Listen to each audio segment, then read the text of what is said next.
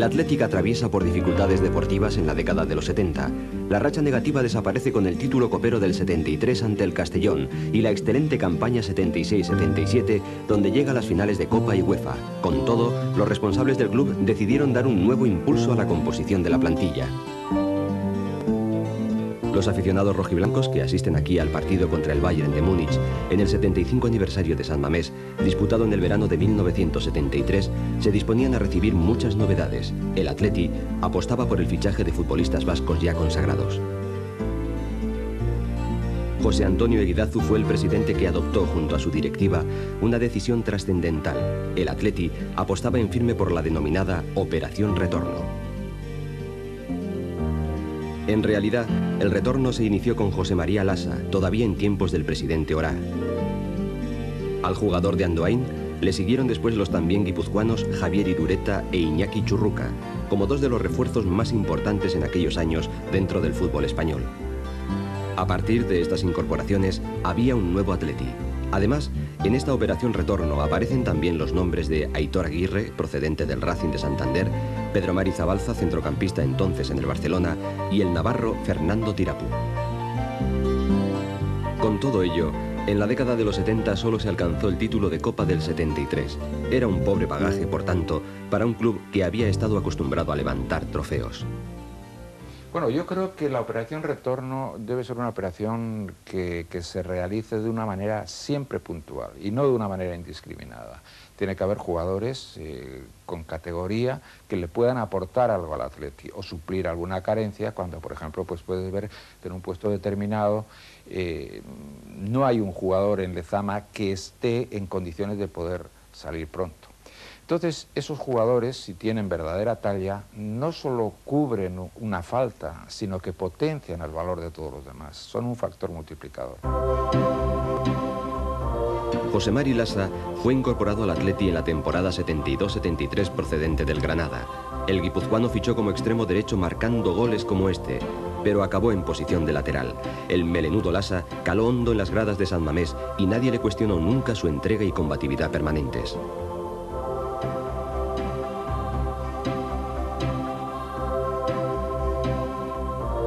Durante su estancia en el Athletic, a Lasa se le puede considerar un titular indiscutible porque actuó durante una media de 30 partidos en las 6 temporadas de rojiblanco antes de que fuera traspasado al Zaragoza. Debutó en la Rosaleda ante el Málaga y la incorporación del siempre incisivo Dani en el equipo titular le llevó a ocupar posiciones más retrasadas. El navarro Pedro Mari Zabalza se incorporó al Athletic en la temporada 73-74 procedente del Barcelona. A pesar de sus 29 años, Zabalza aportó calidad y experiencia al equipo y goles con lanzamientos como este durante las 2 temporadas que estuvo en San Mamés. Javier Irureta fue uno de los estandartes de la Operación Retorno. El Athletic pagó al comienzo de la temporada 75-76 una cifra de 20 millones de pesetas al Atlético de Madrid por el fichaje de este centrocampista guipuzcoano, que ha sido a la larga uno de los más rentables. Irureta permaneció como jugador en el Athletic por espacio de 4 temporadas, en las que consiguió 22 goles en 136 partidos de liga. Después de jugadas como esta de Dani, Irureta sabía entrar con decisión en el área contraria.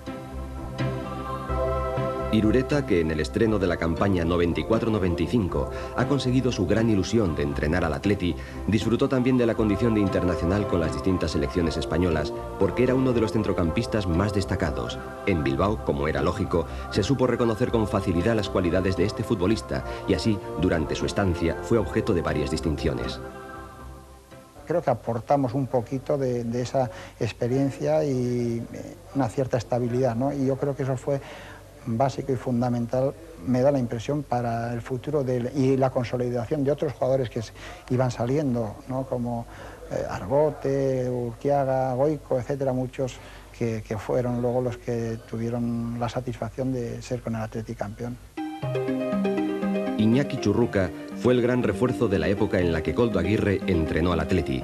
Este jugador, nacido en Zarauz, pero que destacaba en el Sporting de Gijón, fue el futbolista más caro de la Operación Retorno, pero sus prestaciones merecieron la pena. José Antonio Eguidazu pagó al Sporting 35 millones por traerse a Churruca, además de conseguir para el club asturiano el fichaje del extremo de la Real Sociedad Araquistáin y la cesión de Chato Núñez por 2 temporadas.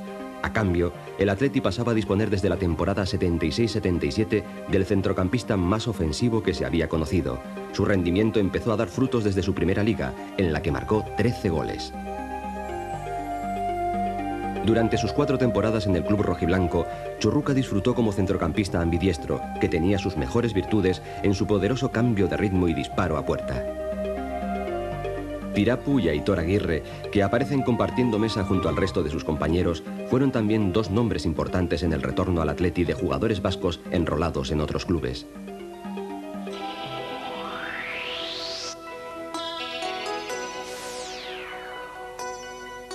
En la campaña 72-73, el yugoslavo Milorad Pavic se estrenó como técnico rojiblanco. Ya en su primer año tuvo un enfrentamiento con Chechu Rojo y el jugador fue apartado 15 días del equipo. La Liga del Athletic en aquella temporada fue mediocre. Concluyó en 9ª posición y solo ofreció a sus seguidores la satisfacción de ganar en casa al Real Madrid y a quien luego se proclamaría campeón, el Atlético. Fue un año difícil, pero Pavic obtuvo con todo 2 títulos importantes que salvaron el ejercicio. El Athletic logró en Cádiz el trofeo Ramón de Carranza y al final el título de Copa. Chechu Rojo conseguía de esta manera un magistral tanto frente al Elche en el lanzamiento de una falta con su pierna izquierda. Rojo volvería a dejar sello en goles y jugadas como estas que reflejaban su innegable clase, aunque quien tuvo un protagonismo especial fue José Ángel Iríbar, que cayó enfermo durante la temporada 72-73. Había existido una gran preocupación por las dolencias del guardameta internacional, que padecía fiebres tras una dolencia renal.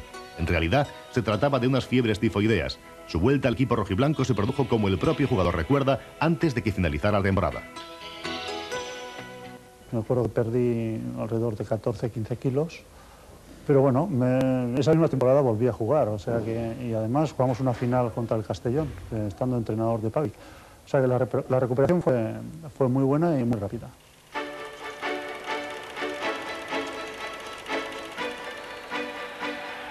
La campaña 73-74 fue la última de Milorad Pavic. Aunque Fidel Uriarte seguía marcando goles como este, e incluso tenía el acompañamiento de Antón Arieta, en realidad el Athletic no hacía un juego que encandilase a los aficionados.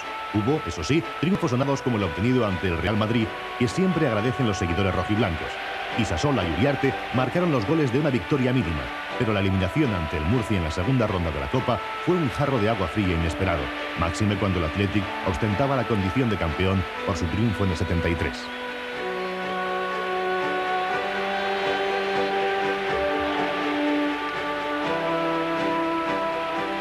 Isasola, con esa fuerza que le caracterizaba, transforma de esta manera un penalti aquella temporada en Santander. Los rojiblancos no ofrecían un alto nivel de juego, pero tenían la seguridad de que su portería estaba bien guardada. Iríbar, de nuevo en forma, evidenció que era un guardameta de prestigio mundial y ofreció paradas decisivas para la suerte de numerosos partidos.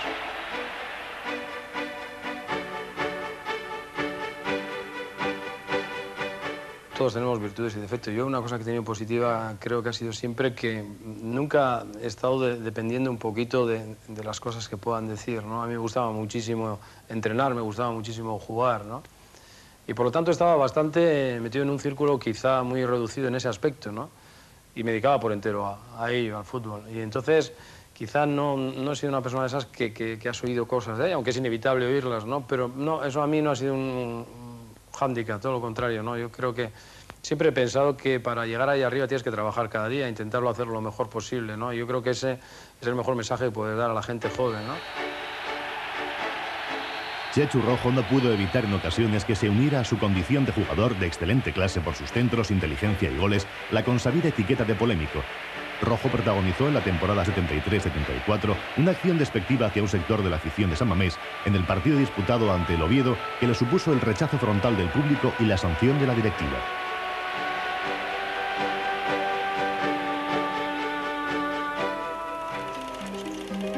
En la temporada 74-75, el ex rojiblanco Iriondo sustituye a Pavic en el banquillo. Con un equipo renovado, el Athletic se clasificó 10º después de estar en zona de descenso a 9 partidos del final de Liga. En la Copa, los bilbaínos fueron apeados en semifinales por el Atlético de Madrid. La renovación de Iriondo supuso la despedida para jugadores como Iñaki Sáez, Larrauri, Uriarte y Antón Arieta. A pesar de su mala clasificación, el Athletic encontró en Carlos Ruiz Herrero un goleador. La sucesión de tantos en esta temporada le llevó a conseguir el Pichichi, galardón que se concede al máximo realizador de la Liga Española. Carlos marcó entonces 19 tantos. Se trataba de un delantero centro que iba muy bien de cabeza y que siempre tenía olfato para encontrarse en el punto exacto del área pequeña, para recibir los servicios de sus compañeros. Dani, que debutó esta temporada al igual que Goicoechea, empezaba a marcar goles así debido a su inteligencia en el área.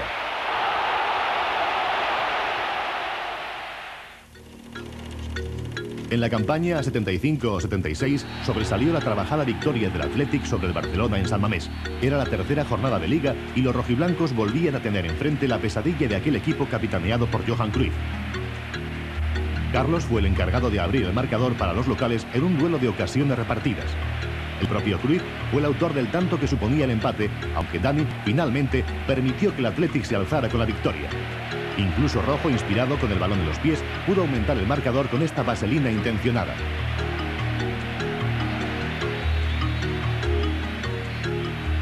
En el derbi vasco de aquel año en San Mamés, el Athletic se mantuvo seguro y sacó el partido adelante con goles de Dani e Irureta. Pero donde de verdad se saborean las victorias es en los encuentros con rivales como el Real Madrid. En aquella tarde de abril del 76, los rojiblancos empezaron a desarbolar al Madrid con el gol de Irureta.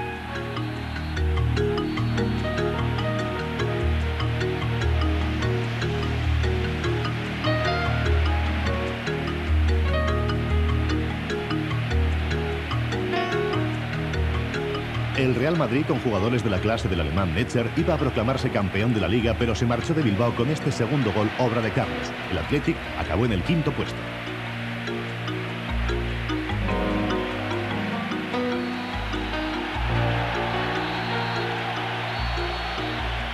En la devolución de la visita del derbi, el Athletic no tuvo suerte y a pesar de que Dani mantenía su olfato goleador, la Real Sociedad se impuso en el viejo campo de Atocha a los bilbaínos por un apretado resultado de 3-2. Dani despuntaba por sus goles y se estaba haciendo un especialista en el lanzamiento de penaltis. Ganaba sus primeros premios y tenía el reconocimiento de sus compañeros.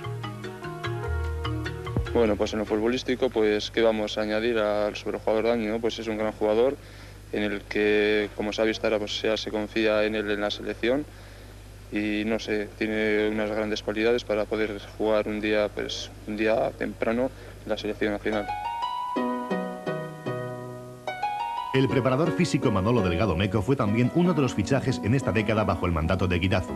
Delgado Meco abrió nuevas expectativas en la puesta a punto de los jugadores y su excelente trabajo con los distintos equipos de Lezama, de manera especial con la primera plantilla, le ha llevado incluso a ocupar la misma función en la selección española. Que el Athletic de Bilbao es un equipo con una categoría impresionante y para mí, por los planes de trabajo, su escuela de Lezama y los triunfos conseguidos en épocas anteriores, es el único en el mundo.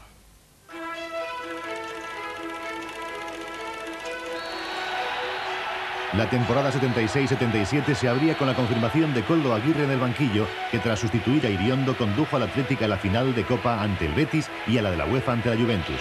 El Real Madrid supuso la primera salida oficial de Liga y el Athletic volvió del Bernabéu con una victoria por 3-2 y hacía presagiar buenas vibraciones para compromisos venideros. Churruca, Dani e Irureta fueron ese día los autores de los tantos rojiblancos.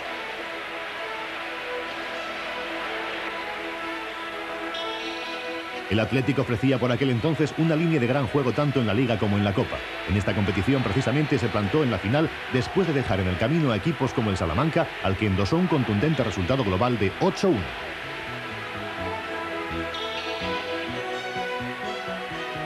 Como muestra del nivel que estaba exhibiendo, el Athletic derrotó por un inapelable 4-1 al Real Madrid. Dani aprovechó la oportunidad de un penalti para abrir hueco ante un rival que en aquella temporada bajó muchos enteros. Luego, otros aciertos en el remate, como ocurrió con este poderoso disparo con la derecha de Churruca y del propio Dani, hicieron muy fácil este triunfo para un equipo rodeado de jugadores de gran categoría, en el que sobresalía la gran conjunción de un bloque muy sólido. Bueno, este equipo yo creo que era un equipo eminentemente ofensivo, un equipo muy creativo, un equipo que salía siempre con mentalidad ganadora, que que íbamos siempre hacia adelante y en el cual había jugadores técnicamente buenos haciendo el complemento, jugadores de menos técnica pero que dentro del campo pues le echaban mucha casta.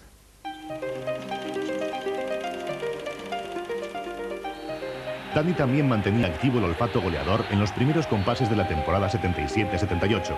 Los rojiblancos comenzaban este campeonato con una presión especial por los resultados del ejercicio anterior. Además, el Athletic estrenaba presidente en la figura de Beti Duñabeitia. En la Liga, los bilbaínos volvieron a quedar terceros. Una buena clasificación gracias a victorias concluyentes como esta ante el Valencia. Irureta, Dani de penalti y Carlos con un certero cabezazo marcaron 3 de los goles de su equipo.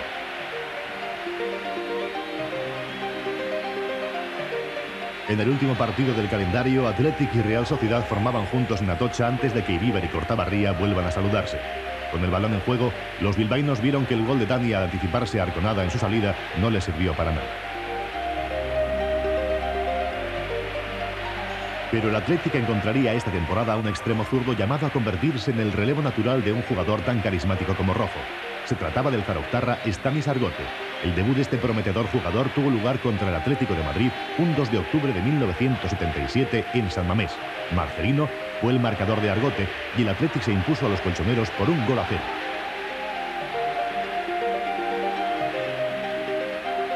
Argote conoció por tanto la titularidad en una temporada que tampoco pasará inadvertida para Duñabeitia. La Icurriña fue izada en San Mamés. Era el último campo en Euskadi que no tenía puesta la Icurriña. Entonces se entendía que tenía que estar la Icurriña, que no se trataba de quitar nada, sino de poner algo que faltaba, que era la Icurriña. Y se hizo, y se hizo de una manera, yo diría, no espectacular, sí con un trato exquisito y con una... Es muy importante, ¿no?, que la Icurriña se izase en San Mamés, ¿no? Y para mí eso es historia. O sea, la gente puede pensar como pensó en aquel momento, pues que a unos les pareció bien, a otros les pareció mal. Yo tuve mis problemas con alguna gente, bueno, pero eso está olvidado, ¿no? Pero lo que sí es cierto es que lo que no ha desaparecido en la historia de mi vida, ya no puede quitar nadie, de que yo puse la Icurriña en San Mamés en un momento entrañable y fue un honor para mí hacerlo, ¿no? Koldo Aguirre encaraba su última temporada como entrenador del primer equipo del Athletic, su 9º puesto en la Liga, su temprana eliminación en la Copa ante el Zaragoza y un adiós demasiado rápido a la Copa de la UEFA fue su corto balance. Argote se había consolidado en la banda izquierda por sus centros y sus goles, que en duelos contra el Real Madrid adquirían mayor importancia. El Athletic, que perdió en el Bernabéu por la mínima, se mostró sólido en San Mamés.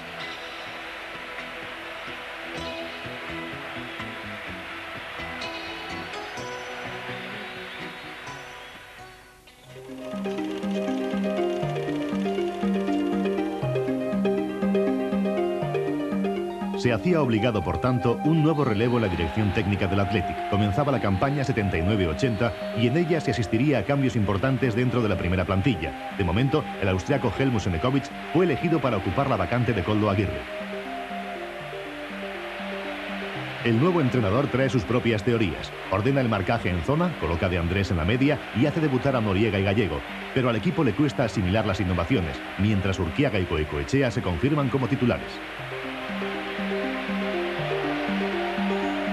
En una temporada intensa, el Athletic traspasa a José Ramón Alexanco al Barcelona por una cifra récord entonces de 100 millones de pesetas. Pero el equipo rojiblanco también pierde a Iríbar, a quien llega la hora de su adiós. Aguirreoa es su sustituto inmediato.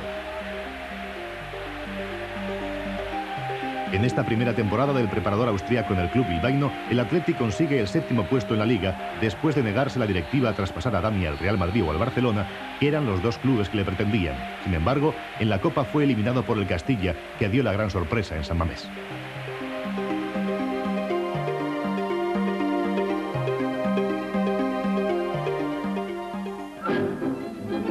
En el Estadio Vicente Calderón se jugó la final de la Copa del Generalísimo entre el Athletic de Bilbao y el Castellón.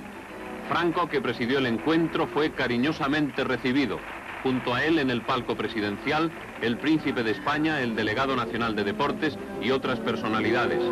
Esta era la primera vez que el equipo del Castellón llegaba a la final, luego de una campaña muy regular y meritoria. Sin embargo, la victoria, como tantas otras veces, se fue para el Abra. El encuentro fue arbitrado por el señor Medina Iglesias. El Castellón hizo cuanto supo, pero tal vez por un exceso de nervios o quizás por falta de veteranía en estas lides, no acertó a imponerse al equipo bilbaíno, práctico y ducho en los torneos coperos. Sin duda alguna, los bilbaínos jugaron con más ardor que sus contrarios. Mediado el primer tiempo, el veterano Arieta supo aprovechar la salida de Corral para marcar el primer tanto, subrayado con mucha alegría por los partidarios del equipo vasco y con desilusión por los seguidores del club blanquinegro. El Castellón reaccionó buscando el empate sin lograrlo.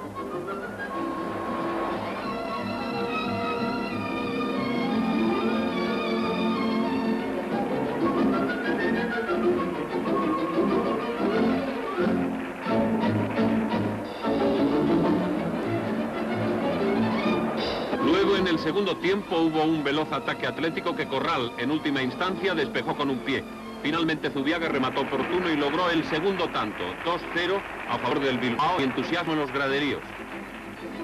Cuando marcas el gol quizás sí sientes una inmensa alegría, pero yo creo que quizás cuando termina el partido es cuando sientes. Porque además recuerdo que en ese partido Fidel Uriarte me estuvo comentando antes de él que llegar a la final y perderla, que es una tristeza terrible, y había que ganarla como fuera. Ya no habría más novedades. El capitán Sáez recogió la copa de manos de Franco entre el desbordado júbilo de los seguidores del club bilbaíno, que en esta temporada celebra sus bodas de diamante.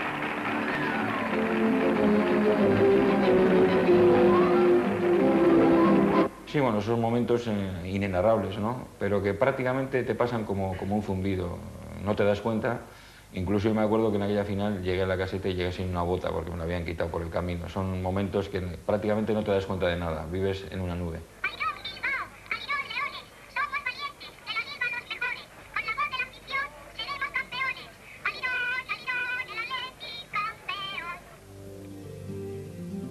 El Athletic se presentaba en otra final de Copa con suerte desigual a la de 4 años antes frente al Castellón, esta vez con el Betis de rival y el exrojiblanco Rafa Iriondo de entrenador del equipo contrario. La afición volvió a movilizarse y Madrid recibía un elevado número de bilbaínos. El Athletic había iniciado la competición de esta temporada en cuartos de final y dejó en la cuneta a Elche, Sevilla y Salamanca.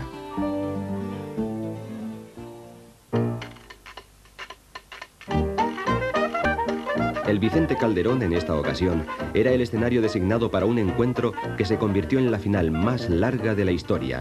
Los seguidores rojiblancos prepararon los momentos previos con el ánimo pletórico. Antes de acceder a sus localidades en el estadio, se sentían confiados en reencontrarse con otro triunfo, pero no hubo suerte. Los jugadores inician la salida al campo. Koldo Aguirre formó con Iríbar, Lassa, Guisasola, Alexanco, Escalza, Villar, Irureta, Churruca, Dani, Carlos y Rojo. Astrain entró por Lassa y Amorortu por Carlos. Los reyes de España y su joven hijo Felipe presidieron un partido que fue de una gran intensidad. El Athletic partía como favorito para la conquista de este título copero. Su rendimiento en la Copa de la UEFA, con la obtención del subcampeonato, le otorgaba esta ventaja sobre el Betis a priori.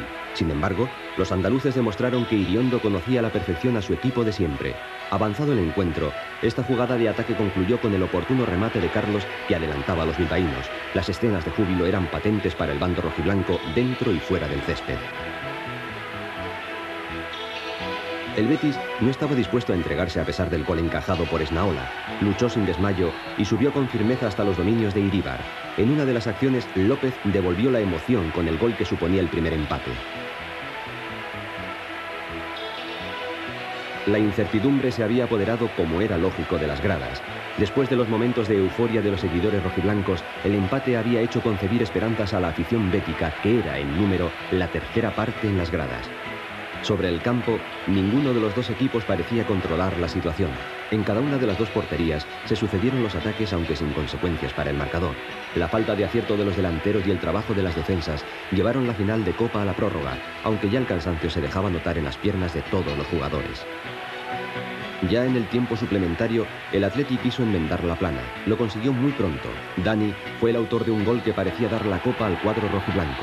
Las escenas de alegría entre los rojiblancos eran elocuentes y estaban más que justificadas. Se había tomado ventaja en el marcador. En un intento de apuntalar el éxito, el Atleti se volcó en el ataque, como ocurrió en esta acción de Dani. Sin embargo, la desagradable sorpresa todavía estaba por llegar. En una acometida desesperada del Betis, López estableció la igualada definitiva. El desencanto de los rojiblancos estaba tan justificado como la alegría y una cierta incredulidad de los propios béticos ante un desenlace que debía de resolverse con los fatídicos penaltis. Comenzaba sin sustos la primera tanda. Guisasola empleaba su fuerza para marcar, pero también los béticos sabían responder con el mismo grado de acierto. Todo estaba a expensas de la llegada de los especialistas. La primera sorpresa fue Cardeñosa, que lanzó fuera su penalti. El Atleti tenía el triunfo en los pies de Dani, pero el extremo, con su habitual paradiña, vio cómo Esnaola le adivinaba la intención. El entrenador decidió que fuese yo el último en lanzar el penalti, precisamente por tener más seguridad en mí, ya que era el especialista en lanzarlo. Tuve la desgracia de que ese penalti era el decisivo. Me dijeron unas palabras antes de lanzar el penalti, el propio Linier me dio unas palabras diciendo: Dani, ahí tienes el balón, tú decides la final. Y bueno, me creó una tensión de nervios interior que me superó, y yo a la hora de lanzar el penalti pues no lo lancé en condiciones normales, lo lancé. Siempre suelo dar el comentario de que no me caí de milagro, o sea, yo llevaba una tensión de nervios importantísima, ¿no? A mí me recuerda a todo el mundo el fallo del penalti, pero no me recuerda por los 100 y pico goles que he metido, ¿no? Creo que son gajes de una profesión que hay que aguantarlo y que, bueno, cuando me lo recuerdan, pues yo procuro contestarles amablemente. La copa fue para el Betis. Esnaola había detenido el penalti de Iríbar y el título se escapaba de las manos del Atleti. El agónico desenlace de este partido siempre será recordado con cierta amargura, porque fue el colofón a una temporada en la que se desperdiciaron dos claras ocasiones de alcanzar siquiera un título. De tristes nada. Si este año no llevamos la copa, otra la llevaremos, no se preocupen. Que ya no la llevamos, tenemos muchas y nos cogen muchas más, así que...